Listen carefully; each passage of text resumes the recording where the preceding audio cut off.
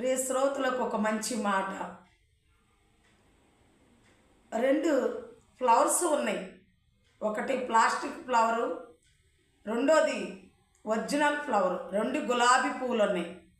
ఆ 2 గులాబీ పువ్వులు కొంచెం దూరంలో పెట్టి ఏది ఒరిజినల్ పువ్వు అని చెప్పమంటే ఎలా చెప్తావు? అయితే జ్ఞానం కలిగిన వాళ్ళైతే 2 పుష్పాలకి, 2 గులాబీ పువ్వులకి 2 తుమ్మెదలు వదిలారు. 2 తుమ్మెదలు వదిలినప్పుడు 2 తుమ్మెదలు వెళ్ళి రెండిటి మీద వాలలేదు. 2 వెళ్ళి ఒరిజినల్ పువ్వు మీదే వాలని. ఎందుకంటే అప్పుడే వికసించిన పుష్పంలో మకరందం ఉంటుంది కనుక ఆ మకరందమును పీల్చుకుంటానికి 9 వెళ్ళి వాలింది. ఆ 2 తుమ్మెదలు వెళ్ళి వాలిని. అదే రీతిగా యోహాను చేతిలో యేసు ప్రభులు వారి బాప్తిస్మం తీసుకుంటుంటే ఆకాశము తెరవబడి పరిశుద్ధ పామురు ఆకారములో వచ్చి యేసుక్రీస్తు మీద వ్రాలి ఈయన నా ప్రియ కుమారుడు అని చెప్పడం జరిగింది.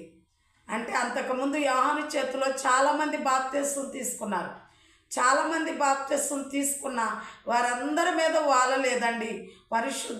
పరిశుద్ధాత్మ పావుర ఆకారం వలె వచ్చి అందరి మీద వ్రాలలేదు. యేసు ప్రభుల వారి మీదే వాలింది. అనగా ఎవరు పరిశుద్ధంగా ఉంటారో పరిశుద్ధాత్మ వారి మీదకి దిగి వస్తుంది.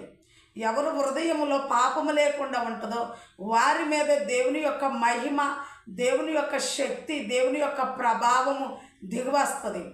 యెహోవా యందు భయభక్తులు గలవారే ఆశీర్వదించబడతారు కానీ అందరూ కాదండి.